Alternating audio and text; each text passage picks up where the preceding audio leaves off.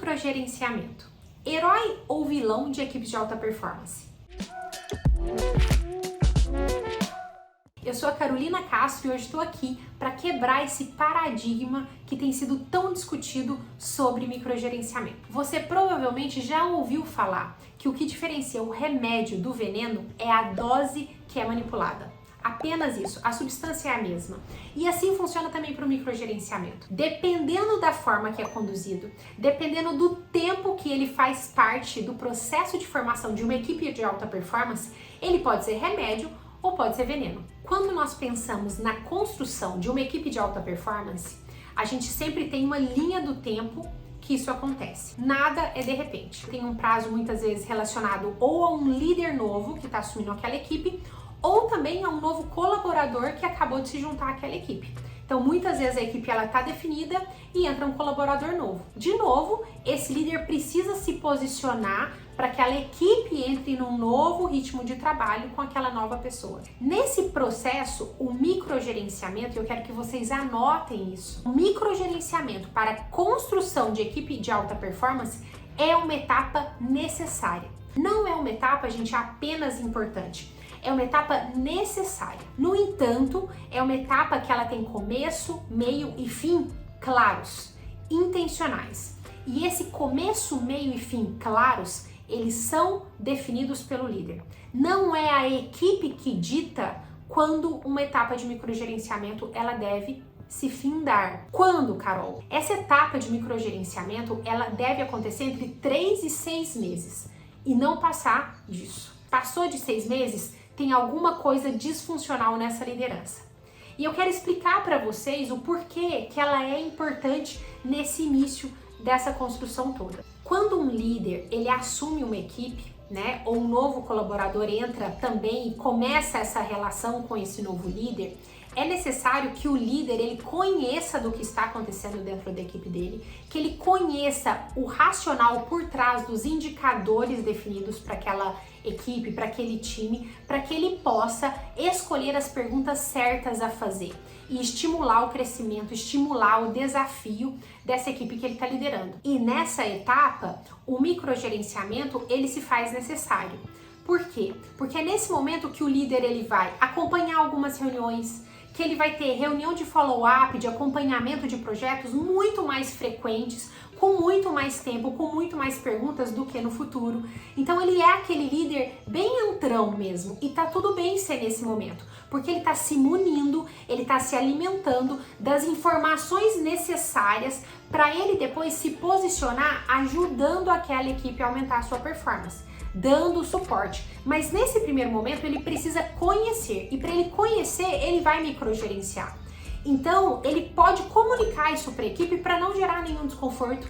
Ele pode comunicar essa fase: equipe, estamos numa fase onde eu preciso aprender tudo o que acontece dentro do time. Preciso entender quais são as dores que vocês passam, quero escutar alguns clientes internos de vocês para que eu consiga ajudá-los também. Então é uma fase que o líder ele entra mesmo no operacional. Então nessa fase o microgerenciamento ele é bem-vindo. O contrário disso gera às vezes na equipe até um sentimento de falta de interesse do líder por aquela equipe nova que ele está assumindo, né? Quem é que nunca passou por isso, de chegar um líder bem distante, e a equipe tem aquele sentimento de, meu Deus, esse líder não quer nem saber do que se trata.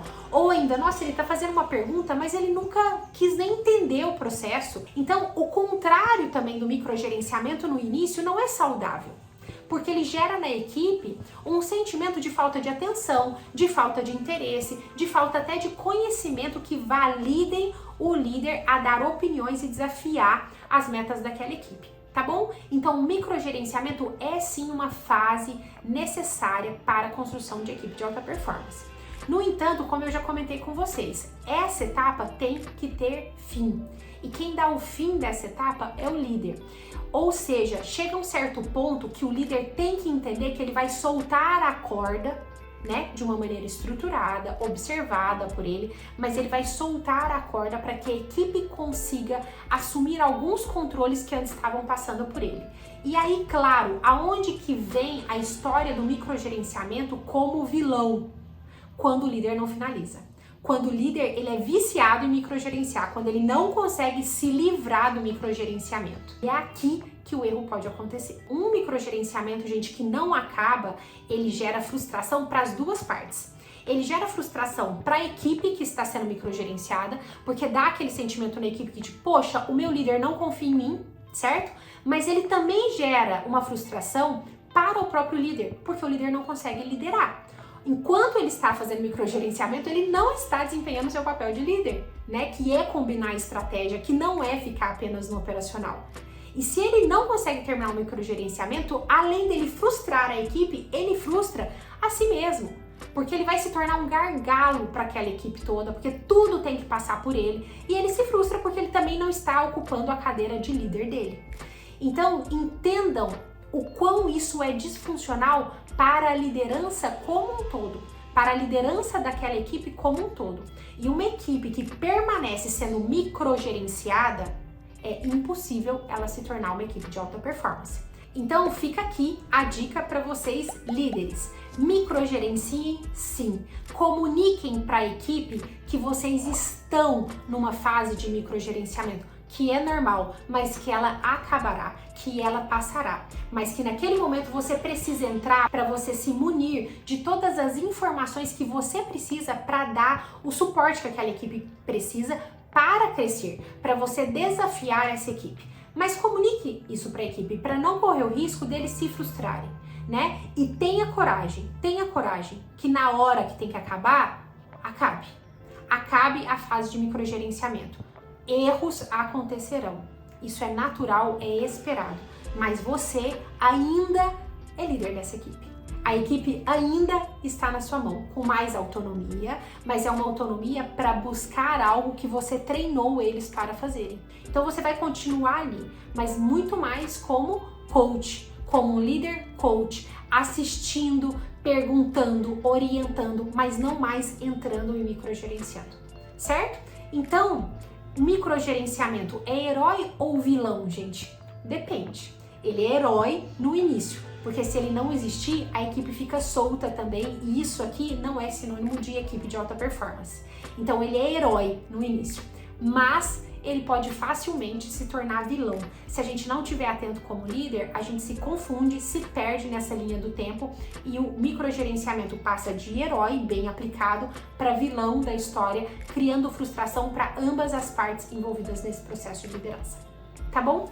A gente se vê na próxima.